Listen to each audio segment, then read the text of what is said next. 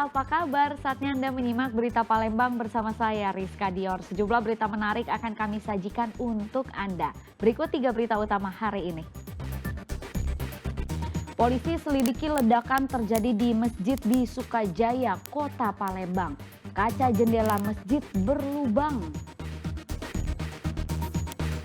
KPU Sumatera Selatan menetapkan pasangan Herman Deru dan Ci Ujang sebagai gubernur dan wakil gubernur Sumsel terpilih pada Pilkada 2024. Menteri Kesehatan Republik Indonesia Budi Gunadi Sadikin tegaskan virus HMPV tidak mematikan.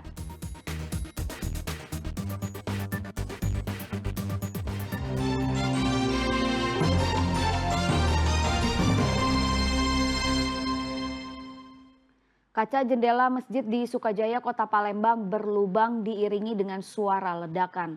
Polisi memastikan jika ledakan yang mengakibatkan kaca pecah bukan dari tembakan. Kaca Masjid As-Somad di Jalan Soak Permai, Kelurahan Sukajaya, Sukarami, Palembang ini berlubang dan pecah. Saat kejadian, suara ledakan juga terdengar hingga mengakibatkan pecahan kaca berhamburan di lantai masjid. Saat peristiwa terjadi, murid-murid sedang belajar membaca tulis Al-Quran baru saja selesai mengikuti proses belajar mengajar di dalam masjid. Salah satu saksi mata menjelaskan jika tidak diketahui suara tersebut berasal dari mana. Namun setelah peristiwa terjadi, dirinya bersama sejumlah pengurus masjid mencoba mencari sumber penyebab kaca pecah namun tak ditemukan. Ledakan tinggi ini yang tadi, kuat, besar sekali ledakannya. Terus kami cari di mana ledakan itu, mungkin apa kayu yang jatuh itu. Nah, rupanya bukan kayu, rupanya kaca itu yang pecah. Polisi tidak menemukan proyektil maupun benda asing yang diduga membuat kaca pecah dan berlubang. Polisi menyimpulkan jika suara ledakan yang didengar oleh saksi dipastikan bukan ditimbulkan oleh senjata api atau bahan peledak lainnya, namun melainkan dihantam sebuah benda tumpul yang berasal dari dalam masjid.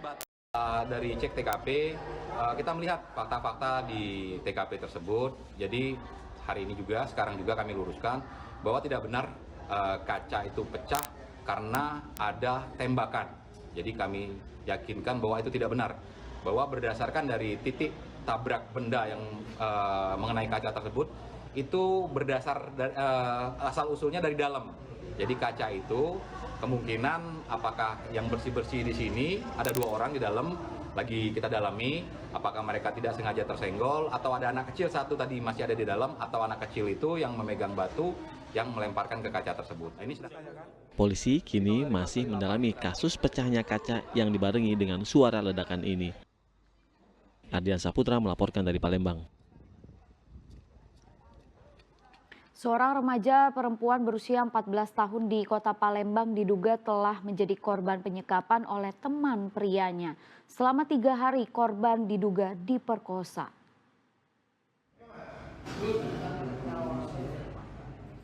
Remaja putri berusia 14 tahun di daerah Ilir Timur 2 Kota Palembang menjadi korban penyekapan oleh teman prianya. Korban disekap selama 3 hari. Bahkan telepon genggam milik korban juga disita oleh terduga pelaku penyekapan, sehingga korban tak bisa menghubungi keluarga. Kejadian bermula saat korban diajak bertemu dengan terduga pelaku pada awal Januari 2025 lalu. Korban lalu dibawa ke sebuah rumah hingga terjadi penyekapan. Selama disekap, korban juga dipaksa untuk melayani nafsu bejat sang pria. Oh, ini dicari, tidak tahunya dia di tempat lanang itu.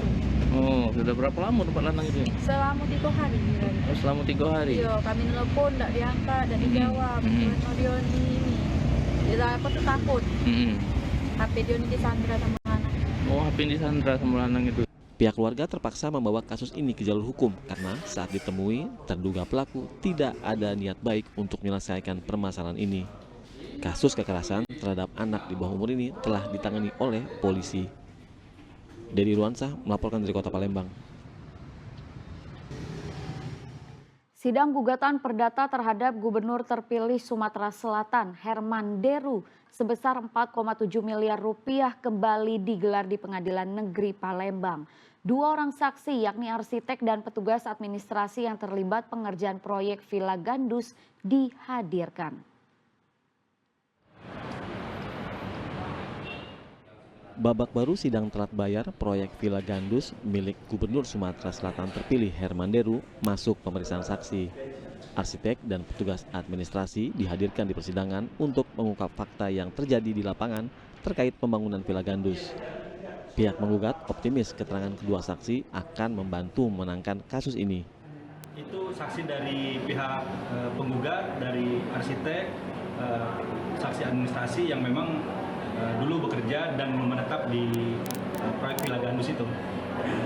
Jadi pelaku langsung. Sebaliknya, usai persidangan, kuasa hukum Herman Deru justru tidak bersedia diwawancara oleh awak media. Kasus ini ramai setelah Arifia Hamdani menggugat Herman Deru sebesar 4,7 miliar karena tak kunjung membayar pengerjaan proyek pembangunan Villa Gandus di tahun 2021 lalu. Sidang akan dilanjutkan Rabu pekan depan dengan agenda masih mendengarkan keterangan saksi dari pihak penggugat. Dedi Irwansah melaporkan dari Kota Palembang. KPU Sumatera Selatan menetapkan pasangan Herman Deru dan Ci Ujang sebagai gubernur dan wakil gubernur Sumsel terpilih pada Pilkada 2024. Paslon nomor urut 1 ini dinyatakan unggul dengan perolehan 51,62% total suara sah. Rapat pleno KPU kali ini tidak dihadiri dua pasangan calon lainnya. Rapat pleno KPU Provinsi Sumatera Selatan resmi menetapkan pasangan Herman Deru dan Ci Ujang sebagai gubernur dan wakil gubernur terpilih Sumsel pada Pilkada 2024. Pasangan calon nomor urut 1 ini dinyatakan unggul dengan perolehan suara sebanyak 2.220.437 suara atau 51,62% dari total suara sah. Herman Deru Ci Ujang juga unggul di 15 dari 17 kabupaten kota di Sumatera Selatan. Penetapan gubernur terpilih dilakukan berbarengan dengan 20 provinsi lainnya karena tidak adanya gugatan dari kandidat lain. Usai dilakukan penetapan, KPU Sumsel akan menyerahkan salinan putusan ke DPRD Provinsi pada Jumat pagi ini.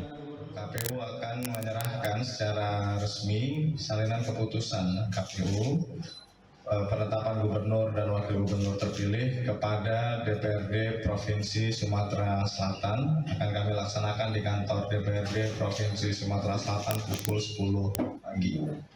Selanjutnya DPRD Sumatera Selatan akan memproses proses pengusulan dan pelantikan gubernur dan wakil gubernur terpilih.